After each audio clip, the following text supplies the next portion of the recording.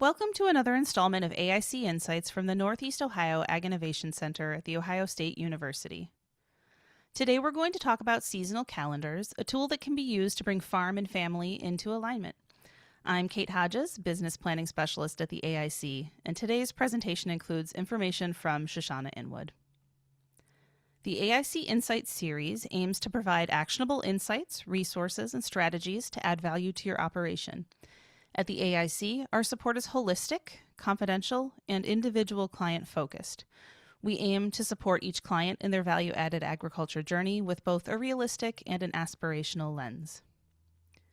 The objectives of this installment of AIC Insights are to introduce the concept of the seasonal calendar, explore how it might be applied to your operation and operations like yours, and show an example of this in action.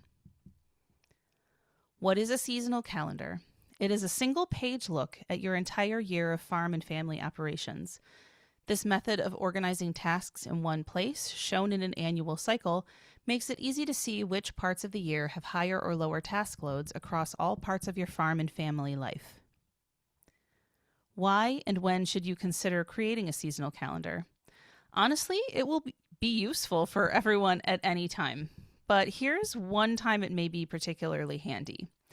When you're exploring adding a new production element or enterprise to your operation, having a handle on the current workload will give great insights to guide your approach to this new work.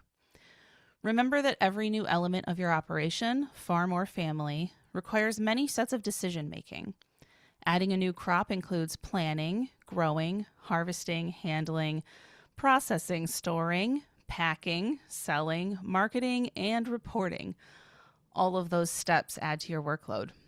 Focus is often given to those logistics and to the cost to add a new enterprise to your operation, and it's equally important to consider the impacts that new element brings to your family's physical and mental health and well-being. The seasonal calendar can help you assess if you truly have capacity to tackle something new. Here's a look at a seasonal calendar. You can see that it has columns for each month. These can be oriented in the way that makes the most sense for your operation. This one is oriented September to August. Customization is key here for your farm and family.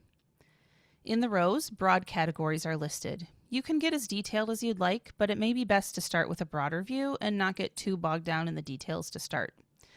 Notice that there are farm activities, farm details about cash flow, scheduling items, and other details like seasonal health issues that you might not think to include without prompting. The key is to include items that impact your family and your farm. Every operation and household has different considerations. Here's the same information in a list. For the farm, we see production activities, marketing activities, farm expenses, farm income, farm labor tasks, health insurance selection, conferences, and holidays. For the family, we see school calendars, off-farm work schedule, household expenses and income, health insurance selection, holidays, and vacations. You can use symbols or words to indicate the level of intensity of each of these items. Sometimes it can help for each of the members of the family and operation to fill these out separately and then come together to combine them into one view that accurately shows the links between the household and the farm across the year. Let's look at acres of land, a fictional example. Pat, age 37, and Jamie, age 45, are living their dream of raising their family on a farm. The farm, acres of land, has been in Pat's family for 2 generations, and they hope to continue the tradition of passing the farm on to the next generation. The family includes Jesse, age 15, Dylan, age 8, Sophia, age 2, and baby number 4, who they're expecting in a few months. Jamie commutes 30 minutes to a part-time off-farm job to bring in additional income and health benefits. The farm enterprise is diversified. They raise beef, eggs, and vegetables. They market their products in a nearby city, 45 minutes away, making deliveries to a grocery store, direct marketing at a midweek CSA drop-off, and attending a Saturday farmers market. The family also rents adjacent farmland to raise corn and hay for the commodity market. The farm is mostly flat and includes grain, hay, fenced pasture areas, open fields, and 2 vegetable hoop houses. There are also woods, a watering hole, and a stream.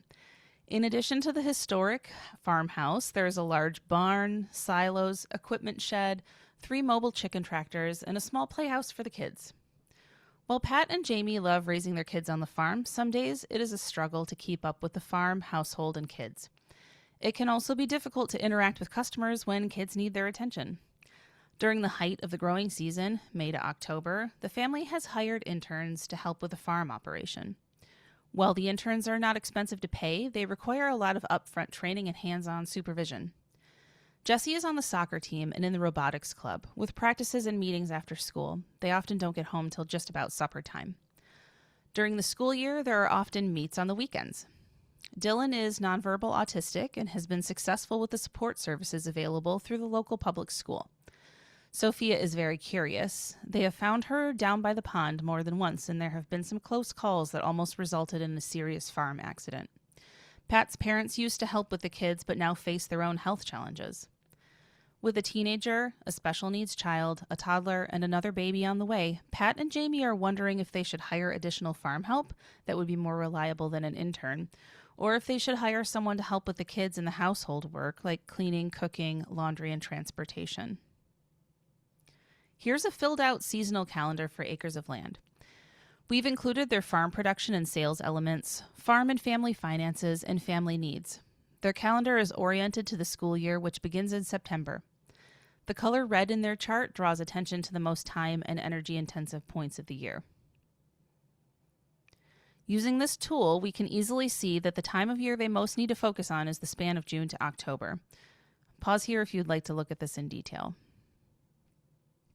While we aren't going to talk through any solutions today for the family in this fictional case study, I'm sure you've thought of a few yourself and may see yourself reflected in some of these activities. We hope that this introduction to seasonal calendars gives you some food for thought as you approach holistic decision-making in your operation. Though you can fairly easily draw your own chart on graph paper or a larger format paper pad or computer spreadsheet, we do have a printable version at the link listed here. You can get to it by visiting go.osu.edu/AIC resources and scrolling down to the seasonal calendar link. There's also a link to the AIC resources in the YouTube video description. If you'd like to talk about growing your Northeast Ohio value-added agriculture business, reach out to us. We're here to help, to cheerlead, and to be a neutral, confidential sounding board. We want you to succeed. If you're excited, we're excited. Reach out to us via the QR code, email, or phone. We look forward to chatting with you, and be sure to check out the other AIC Insights here on YouTube.